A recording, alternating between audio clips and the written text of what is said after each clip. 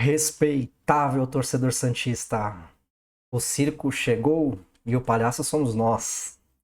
Ontem foi um dia interessante porque Marcelo Teixeira publicou nas suas redes sociais aí um texto onde ele quis tentar mostrar os feitos da gestão dele, dizendo, né, que quanto ele era maravilhoso, o quanto que ele fez bem para o Santos, tentando minimizar os erros ou até transformando erros em acertos.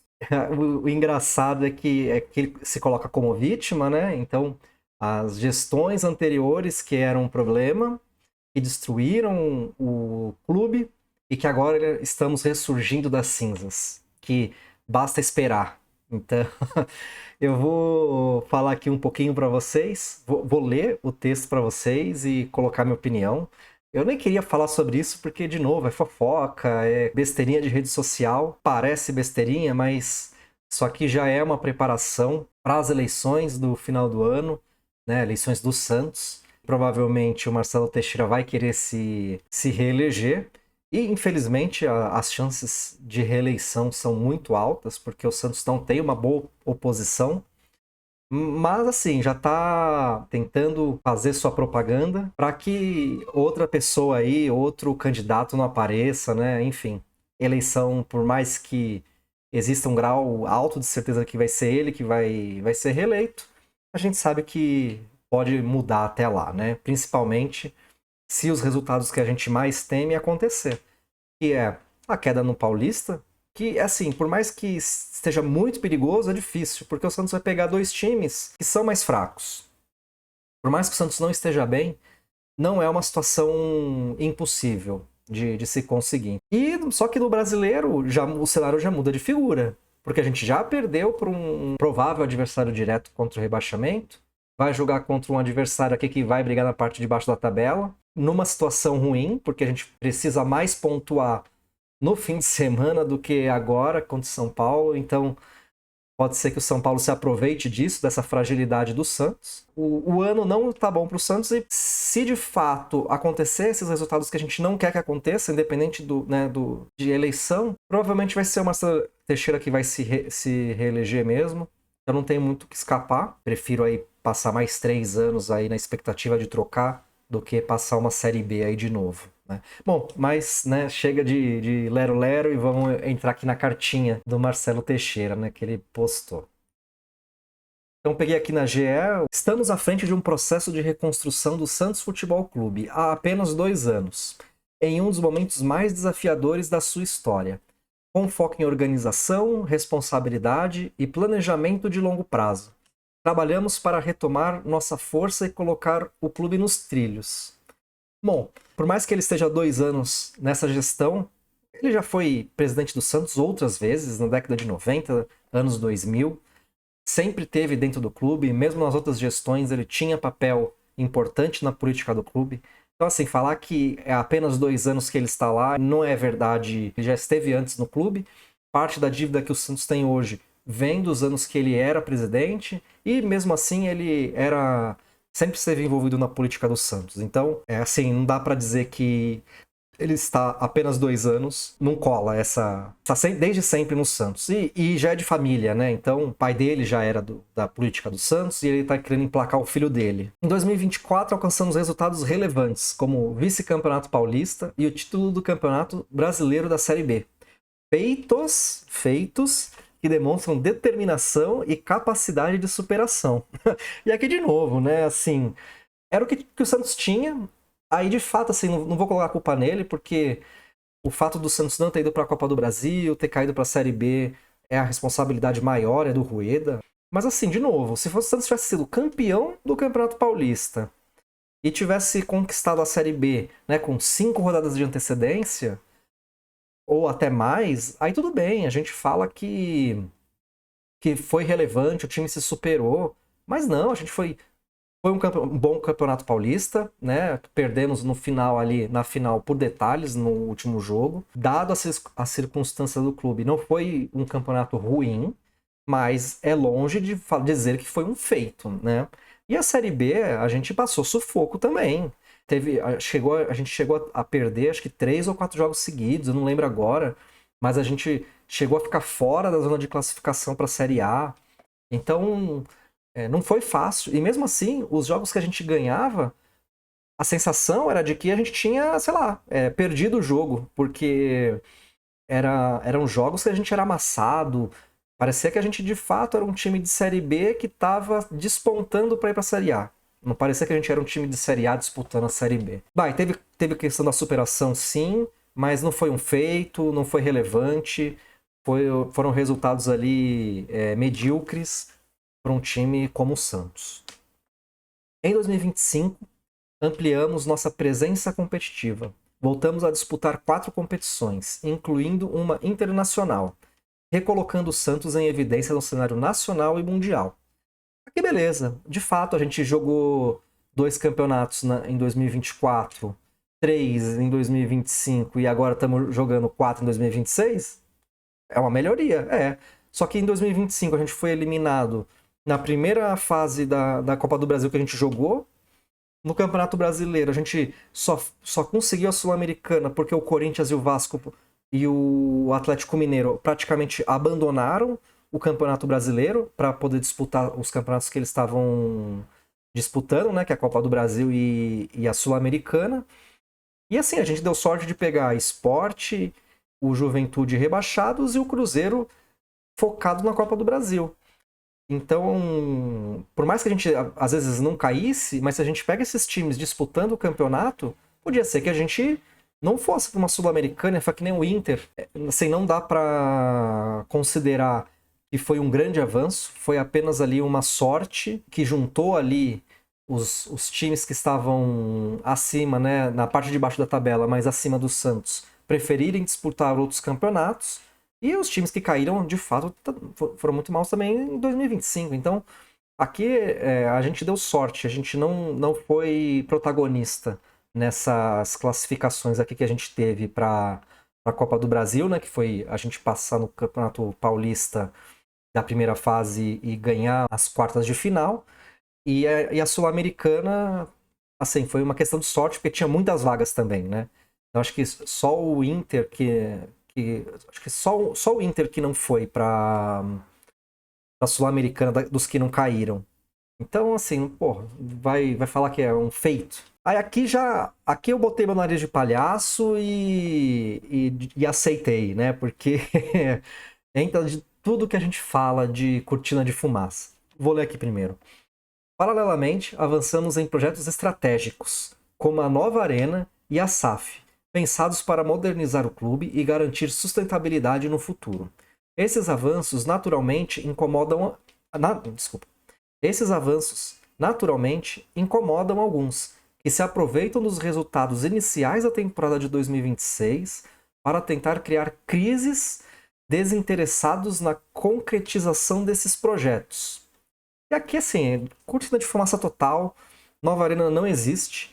Por mais que a gente tenha ali um projeto desenhado com a W Torre, a gente sabe que não é o que o Marcelo Teixeira quer. De novo, ele vai usar isso como palanque político para a reeleição, porque já estava tudo pronto. E aí eu até entendo, né, que você pegou um projeto de um presidente anterior que talvez tivesse interesses diferentes, né, e aí você pega e tem que rever, beleza, pô.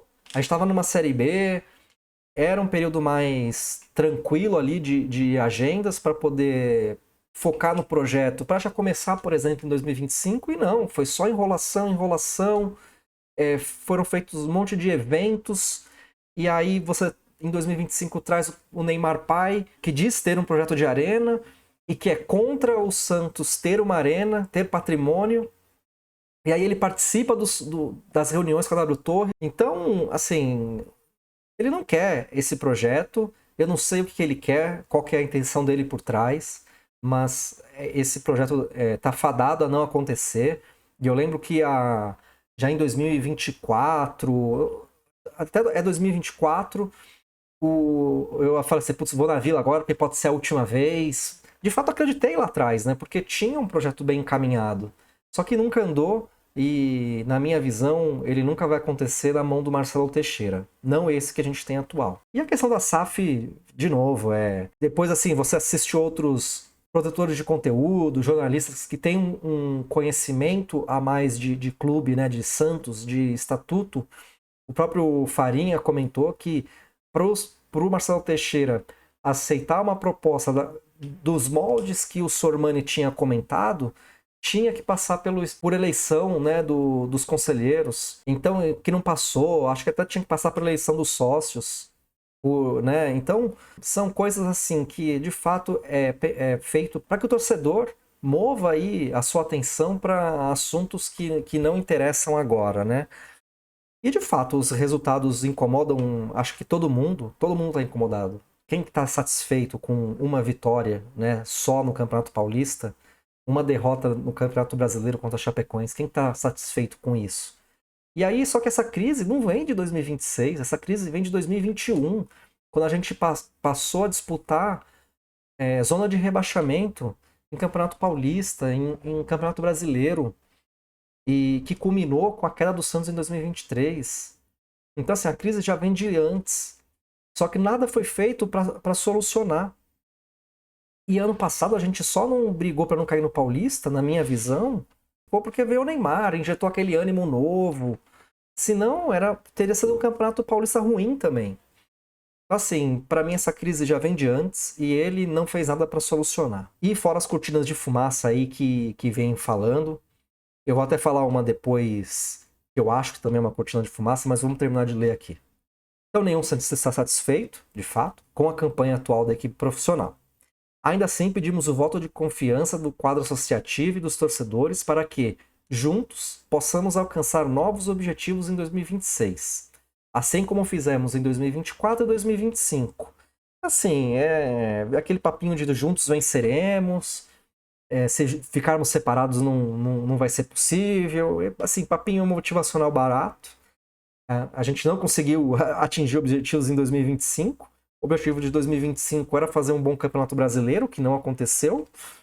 Era ter feito uma boa Copa do Brasil. Porque se a gente pega um time forte e é eliminado na primeira fase, eu não ia falar, pô, perdeu pro Flamengo, perdeu pro Cruzeiro, ou perdeu pro Corinthians, que foi campeão, perdeu pro um Vasco, que foi vice, mas perdeu pro CRB. Assim, isso é alcançar objetivos? Então, pra mim, não teve. Em 2024, o objetivo era subir pra Série A. Beleza, male cumpriu. Mas, enfim, aqui é blá blá blá. E bota de novo o celular de palhaço aqui pra não parecer que é uma coisa séria. Bom, e uma reconstrução como essa exige tempo, ajustes e, acima de tudo, união. Sigo trabalhando com foco no fortalecimento do Santos e no retorno ao protagonismo de forma sólida e responsável. De novo aqui, nariz de palhação, porque que fortalecimento que o Santos está tendo. A gente veio tá com um time mais fraco do que o final do ano passado, que já era fraco. União, assim, união é para quem tá no poder e quer se perpetuar.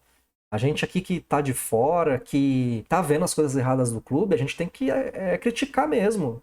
E óbvio, eu não quero criticar por criticar, porque eu quero uma posição no Santos. Eu não quero nada disso. Só queria que o Santos ganhasse. Eu só queria que o Santos ganhasse da Chapecoense e do São Paulo. Não passasse vergonha contra o São Paulo. Era isso que eu queria. E se tivesse acontecido isso, podia até vir uma cartinha, mas até eu nem acho que nem faria o vídeo. Mas é que a situação tá tão ruim que não tem como não criticar, né? E aí fala aqui, ó, sigo trabalhando com foco no fortalecimento do Santos e no retorno ao protagonismo de forma sólida e responsável. Aí a gente fala de forma sólida e responsável. Aí aqui, por coincidência, eu baixei um pouquinho mais aqui, né? Aí olha a notícia que tem aqui embaixo. Lautaro recebe consultas de rivais, mas diretor do Santos breca a saída e elogia. Guerreirinho. Vamos ver de quanto que é essa notícia aqui. Eu até parei para ler aqui, não tinha visto a data. Mas aqui, ó, 2/2, de ontem. Então, assim, isso é protagonismo sólido e responsável? Um jogador que não consegue marcar um gol, que não consegue fazer uma jogada, tava no Cruzeiro, ele acho que era a quarta opção do Cruzeiro. Então, um jogador que é quarta opção no Cruzeiro vira titular no Santos. Assim, onde que o Santos vai parar desse jeito? Esse que é o problema. E aí hoje de manhã, mudando um pouquinho de assunto, mas entrando aqui na questão eu coloquei da cortina de fumaça, vou trocar a tela aqui. Eu vi hoje um vídeo do Wagner Frederico, comentando que o Santos está negociando com um patrocinador master, mas que ele não pode falar o nome, porque senão poderia atrapalhar as negociações. Então que ele tinha essa informação, que ele, se eu não me engano, tinha mais do que 2 fontes e tal. E aí o pessoal do Santos ligou para ele, pediu para ele não divulgar, porque poderia atrapalhar um negócio. Agora, se de fato tiver uma negociação, claro que pode atrapalhar você expor isso na mídia, né? Mas o que pode ter acontecido aqui que para mim é o mais provável? É que é uma cortina de fumaça de novo. A gente teve um resultado ruim. A questão de a gente não ter o patrocínio master incomoda. Não incomoda por não ter. Até a camisa fica até mais bonita sem o patrocinador. Mas incomoda porque a gente sabe que não tá entrando dinheiro e o Santos precisa de dinheiro. Então, esse é o problema de não ter o patrocínio master. E aí é uma notícia que a gente nunca vai saber. Porque se o Santos fecha, quem garante que é esse patrocinador que eles estão falando? Né? E se o Santos não fecha, pode dizer que... Ah, porque vazou. Assim, é o tipo de notícia que a gente acaba não tendo a confirmação depois. Mas, assim, também pode ser, que aí eu acho mais provável, tá? Que o Santos está negociando com alguém, de fato. É um valor, está abaixo do que o Santos quer, ou às vezes até abaixo do que era o anterior, a 7K.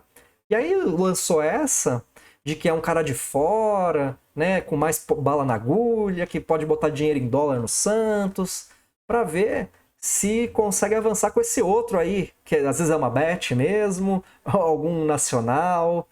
E então assim, eu acho que é mais esse o caso do que o de não ter, porque de fato o Santos provavelmente está negociando, nem que os valores sejam abaixo do que a gente já tinha antes. Com certeza o Santos está negociando, é impossível que não esteja negociando com ninguém.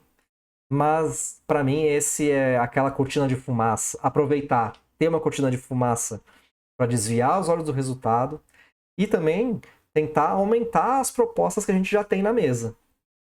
Essa é a minha opinião. Espero que o Santos tenha, de fato, que seja um bom patrocinador, de preferência que não seja uma bet. Né? Nada contra a bet, joga quem quer. Mas, assim, eu não compro camisa patrocinada por bet. Se for um patrocínio legal, até gosto de usar o patrocínio porque você está ajudando o time. E se for um patrocínio legal, está ajudando a marca. Agora, bet não gosto muito, então não jogo e acho melhor que as pessoas não joguem. Por isso eu prefiro que não seja. Bom, desse vídeo é isso. Acho que ficou longo, mas assim, o desabafo também de ontem acabou sendo longo e esse é só uma continuação. Não que eu quisesse ter feito essa continuação, eu queria que tivesse notícias boas de chegada de jogadores. Amanhã até falo da saída dos jogadores e tento atualizar um pouquinho essa questão de elenco, mas esse vídeo já ficou muito longo. Então, peço aí o apoio de vocês, deem um like no vídeo, deem sua opinião também, né? O que vocês acham de tudo isso. E se inscrevam no canal. A gente está com 99 inscritos, estamos quase em 100. Comecei há um pouco mais de um mês, já mais 2 meses. Imaginei que ia ter, assim, né, quase 100 pessoas. Sei que para YouTube é pouco, mas bem legal aí ter um crescimento do canal. Acho que precisa crescer um pouquinho mais de views, deu uma diminuída. Mas isso aí não tem problema, com o tempo a gente conquista aí confiança de vocês. Enfim, é isso aí. Um abraço e até o próximo vídeo.